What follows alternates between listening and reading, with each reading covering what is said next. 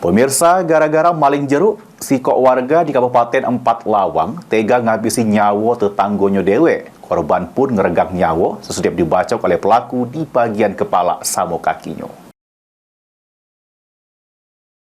Inilah jasad lanang yang jeruk keadaan bersimbah darah yang heboh ke warga desa Lubuk Puding Baru, Kecamatan Ulu Musi, Kabupaten Empat Lawang.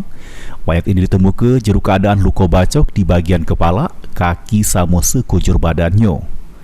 Mayat ini diduga jadi korban pembunuhan yang dilapor ke warga ke Mapolres Empat Lawang.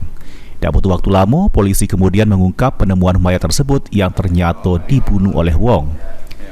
Pelakunya ialah Andi Lala, 42 tahun, diamankan Satreskrim Polres Empat Lawang di rumahnya yang tega ngabisi nyawa Abdul Jailani, 31 tahun, yang merupakan tetanggonya dewek.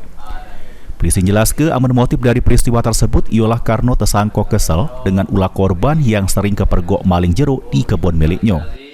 Dari soal TKP, kita menduga pelaku tersebut adalah pemilik dari kebun tersebut. Sehingga kita ketahui bahwa hal ini terjadi karena korban melakukan pencurian yang diketahui oleh pemilik kebun, sehingga terjadilah peristiwa perkelahian yang menyebabkan korban ataupun pelaku pencurian ini meninggal dunia di tempat kejadian perkara.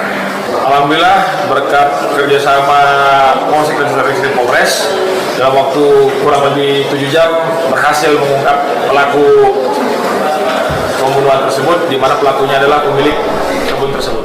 Akibat perbuatannya, tersangka harus menjalani hari-harinya di balik jeruji besi dengan ancaman hukuman penjara di pojok 10 tahun. Mulyadi, PAL TV.